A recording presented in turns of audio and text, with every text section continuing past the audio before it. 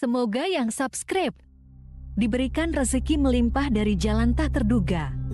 Dan yang like komen, dimudahkan jalannya menuju surga di hari akhir nanti. Siapa yang tak mendengar nama Qorun? Dia adalah seorang sosok kaya raya di zaman Nabi Musa yang namanya melegenda hingga sekarang.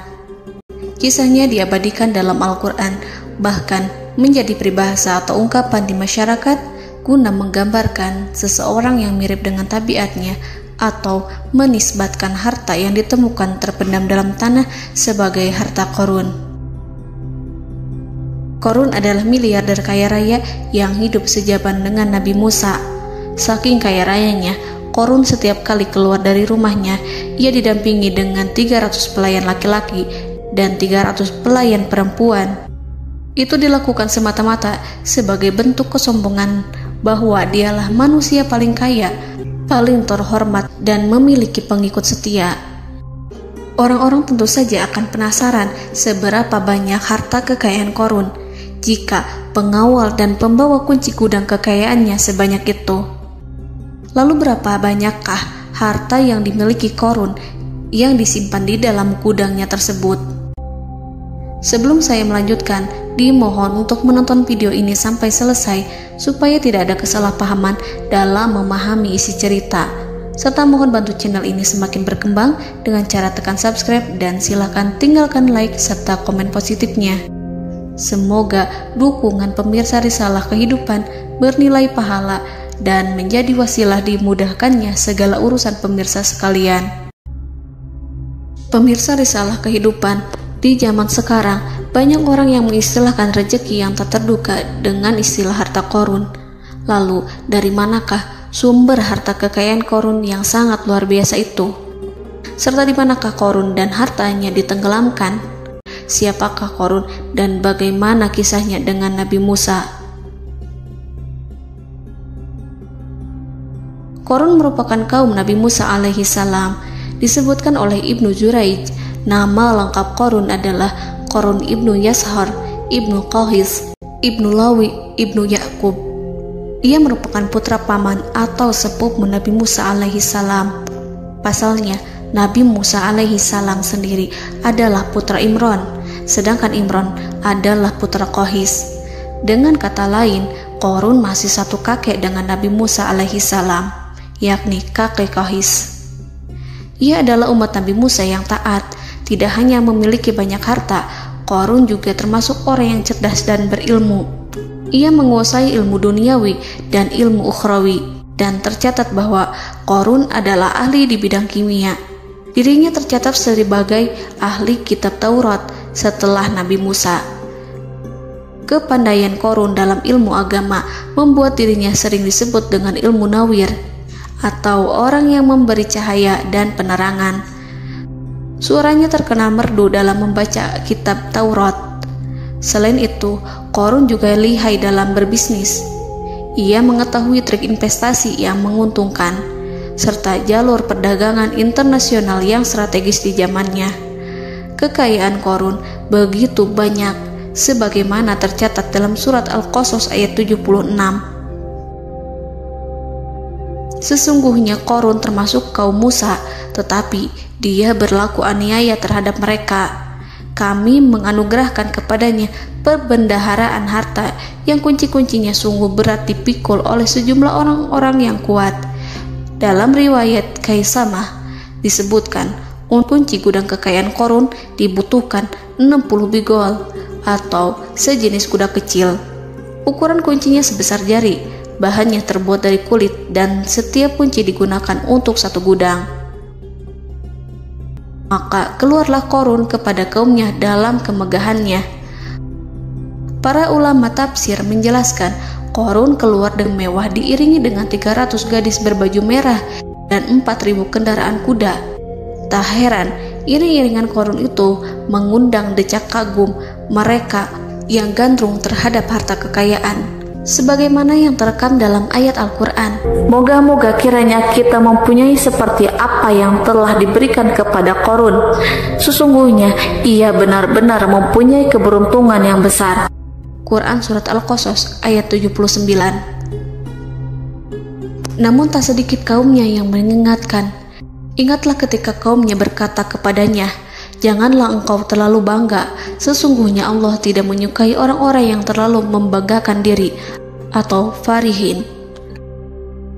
Ulama menafsirkan istilah farihin di sana juga berarti takabur, zolim, berbuat kerusakan, arogan, dan tak mau bersyukur terhadap nikmat.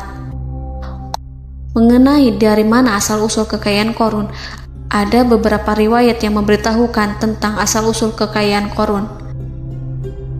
Sumber pertama menyebutkan bahwa jauh sebelum memiliki kekayaan, Qorun hanyalah seorang lelaki miskin yang tidak mampu menafkahi keluarganya. Anaknya sangat banyak. Lalu suatu ketika Qorun datang kepada Nabi Musa.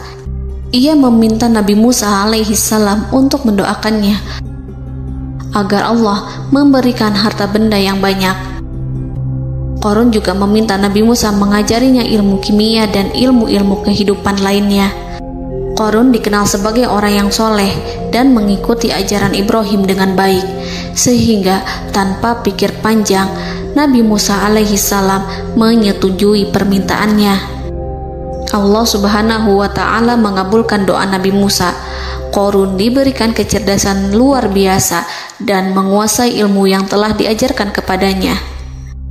Qorun menguasai teori dan praktik pembuatan emas permata dan beragam perhiasan mewah lainnya. Ia juga pakar dalam ilmu arsitektur, rancangan bangunan, penataan kota, dan lain sebagainya. Tidak lama setelah itu, hidupnya berubah. Qorun pun hidup dengan bergelimbang harta. Ribuan gudang yang dimilikinya penuh dengan emas dan perak. Namun sayangnya, keberuntungan yang didapatkannya membuatnya gelap mata. Qorun mulai hidup dengan penuh pamer, keangkuhan, dan penuh kesombongan. Kekayaan yang diberikan Allah Subhanahu wa Ta'ala membuatnya lupa dengan Sang Maha Pemberi. Qorun merasa lebih terhormat dan mulia dibandingkan Nabi Musa.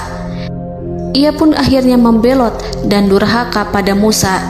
Ia mengingkari janji-janjinya dulu dan beralih menjadi pengikut Fir'aun yang setia. Loyalitas Qorun terhadap Fir'aun membuatnya diangkat menjadi kepala mandor yang membawahi ribuan pekerja. Dikisahkan bahwa Qorun bersikap semena-mena terhadap para pekerja. Ia tega memotong upah mereka. Ia melakukan korupsi demi membangun istana dan kemegahannya sendiri, dan untuk membangun gudang-gudang penyimpanan harta yang telah ia kumpulkan jauh-jauh hari. Ketika datang perintah zakat, Nabi Musa alaihissalam pergi menemui Qorun dan memerintahnya mengeluarkan zakat sebesar 1 dinar dari setiap 1000 dinar hartanya, 1 dirham dari setiap 1000 dirham, 1 kambing dari setiap 1000 kambing, dan seterusnya. Setelah Qorun menghitung seluruh hartanya, ternyata jumlah zakatnya sangat besar. Kekikirannya pun mulai menghalangi hatinya untuk mengeluarkan zakat. Qorun enggan membayar zakat ketika Nabi Musa alaihissalam menagih zakat yang diperintahkan oleh Allah untuk ditunaikan olehnya. Ketika Qorun dimintai zakat, ia langsung marah dan tidak memberikan sedikit pun kekayaannya. Dia berpikir bahwa harta kekayaan yang dimilikinya didapat dari hasil kerja dan usahanya, dan tidak ada kaitannya dengan siapapun, termasuk Allah Subhanahu wa Ta'ala. Janji Qorun untuk lebih taat beribadah dan membantu sesama jika diberi kekayaan oleh Allah dilupakannya. Dia mempergunakan kekayaannya tersebut dalam kesesatan, kezoliman, dan permusuhan, sehingga membuatnya menjadi sombong dan terlena. Orang-orang beriman pada masa itu sering menasihati Qorun untuk bersyukur atas nikmat yang telah Allah berikan, tetapi dia tidak mengindahkan nasihat tersebut. Dari sikapnya tersebut sudah jelas bahwa Qorun tidak membutuhkan nasihat kebenaran, bahkan merasa tidak takut dengan ancaman Allah, sebab Qorun merasa sudah memiliki segalanya. Qorun merasa dirinya hebat dan pintar serta punya banyak pengikut setia, punya banyak pengawal, dan merasa aman karena dekat dengan Raja Fir'aun. Korun berkata, "Sesungguhnya aku mendapatkan harta ini karena ilmu yang ada padaku." Korun sangat sombong.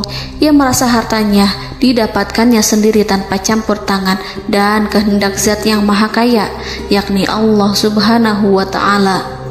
Apakah Korun lupa ataukah ia tidak tahu bahwa Allah telah membinasakan orang-orang sombong sebelumnya, yang bahkan lebih kuat darinya, yang lebih kaya darinya, yang lebih banyak pengawalannya, lebih kokoh dan tak terkalahkan dibanding dirinya? Karena terdorong sifat kikir dan angkuh, maka Korun membuat rencana untuk melakukan tipu daya agar dia terlepas dari kewajiban membayar zakat. Dia ingin menjatuhkan nama baik dan citra baik Nabi Musa. Kemudian dia mengumpulkan tokoh-tokoh konglomerat Bani Israel. Ia berkata kepada mereka, "Wahai saudara-saudaraku, terhadap apa yang diperintahkan Musa untuk membayar zakat, apakah kalian akan mematuhinya? Sekarang dia hendak mengambil harta yang ada di tangan kalian, maka pikirkanlah suatu cara untuk menghindari perintahnya." Para pembesar-pembesar yang dipanggil kemudian menjawab, "Wahai paduka Korun, engkau lebih besar daripada kami. Kami akan melakukan apapun yang kau inginkan." Korun berkata, "Datangkanlah kepadaku wanita cantik. Aku akan memberinya hadiah besar jika ia berhasil menggoda dan memfitnah Musa." Ketika wanita cantik yang diinginkannya datang, Korun memberikan kepadanya uang muka sebagai jaminan. Ia akan membayarkan seluruh yang dijanjikannya ketika berhasil menjalankan misinya. Bukan hanya itu, Korun pun berjanji akan menjadikan wanita ini sebagai istrinya. Keesokan harinya, Korun mengumpulkan Bani Israel. Setelah itu, Korun menghadap kepada Nabi Musa seraya berkata, "Orang-orang menanti kedatangan Anda, sampaikanlah saran dan nasihat kepada mereka." Nabi Musa kemudian keluar dari rumahnya. Ia mulai menyampaikan nasihat pada umatnya. Di antara nasihatnya, beliau berkata, "Barang siapa yang mencuri, aku akan memotong tangannya. Barang siapa yang memfitnah, aku akan mencambuknya sebanyak 70 kali. Barang siapa yang tidak mempunyai istri dan dia berbuat zina, maka aku akan mencambuknya sebanyak 70 kali. Adapun barang siapa yang memiliki istri dan ia berbuat zina, aku akan rajam dia sampai mati." Korun kemudian berkata, "Apakah ini juga berlaku untuk Anda jika Anda sendiri yang berbuat zina? Apakah Anda akan menerima hukumannya?" Kemudian Nabi Musa menjawab, "Ya, meskipun saya sendiri yang melakukannya." Maka kemudian Korun memanggil wanita yang telah dibayarnya. Wanita itu berdiri di depan Nabi Musa dan Bani Israel yang telah berkumpul, mengaku sedang hamil karena berhubungan badan dengan Nabi Musa. Marahlah Nabi Musa atas fitnah kejam yang diarahkan kepadanya. Kemudian Nabi Musa melakukan sholat 2 rakaat, lalu mendatangi wanita itu dan menyumpahnya agar mengatakan siapa yang menyuruhnya. Wanita itu menjadi ketakutan. Ia bergemetar di depan Nabi Musa dan mengaku bahwa yang menyuruhnya adalah Korun. Lalu wanita itu bertaubat dan meminta maaf kepada Nabi Musa. Seketika Nabi Musa bersujud seraya berdoa kepada Allah agar menimpakan azab kepada Korun. Allah memberi wahyu kepada Musa bahwa bumi telah dijadikan tunduk kepada perintah Nabi Musa. Kemudian Nabi Musa berkata kepada bumi, "Wahai bumi, telanlah Korun beserta kekayaannya, habiskanlah semua." Kala itu Allah menurunkan wahyu kepada Musa alaihissalam untuk memerintah bumi apapun yang diinginkannya. Begitu Nabi Musa alaihissalam datang dengan wajah sangat marah, barulah Korun merajuk, "Wahai Musa, sayangilah aku." Sementara Nabi Musa alaihissalam tak bergeming. Beliau lantas berkata pada bumi, "Wahai bumi, ambillah mereka." Seketika rumah Korun mulai bergetar. Korun dan antek-anteknya mulai dibenamkan hingga bagian lututnya. Rumahnya ikut turun sedalam lutut. Korun kembali merajuk, "Sayangilah aku Musa." Rumahnya kembali berguncang. Kini Korun dan kawan-kawannya kembali terbenam hingga pusar. demikian pula rumahnya. Korun terus merajuk, "Wahai Musa, sayangilah aku." Sementara Nabi Musa alaihissalam kembali meminta bumi, "Wahai bumi, ambillah mereka." Rumah Korun berguncang lagi, sementara Korun dan kawan-kawannya terus terbenam hingga bagian tenggorokannya. Demikian pula rumahnya. Korun lagi-lagi menjerit, "Wahai Musa, sayangilah aku." Namun Nabi Musa alaihissalam tak bergeming. Beliau terus meminta bumi menelannya, hingga akhirnya Korun dan kawan-kawannya hilang seluruhnya ditelan bumi. Tak lama setelah itu Allah berkata, "Wahai Musa, apa yang membuatmu bersikap demikian? Padahal demi kemuliaanku, andai dia Korun berdoa kepadaku, niscaya aku akan rahmati. Maka kami benamkan dia beserta rumahnya ke dalam bumi, maka tidak ada baginya satu golongan pun yang akan menolongnya selain Allah, dan dia tidak termasuk orang-orang yang dapat membela diri." Quran Surat Al-Qasas ayat 81. Lalu di manakah lokasi ditenggelamkannya Korun beserta harta bendanya? Konon berdasarkan kepercayaan beberapa masyarakat setempat, Korun ditenggelamkan di sekitar sungai atau danau Moris yang terkenal di kota Payom, negara Mesir. Korun konon mendirikan istana dan di tempat itu pula ia ditenggelamkan. Dahulu, Korun berkeinginan membangun sebuah istana, namun tidak diizinkan oleh Fir'aun jika istana itu dibangun di samping istana Fir'aun. Terlebih, Korun juga tidak ingin membangun istana di tengah pemukiman Bani Israel yang terletak di tanah Jasan.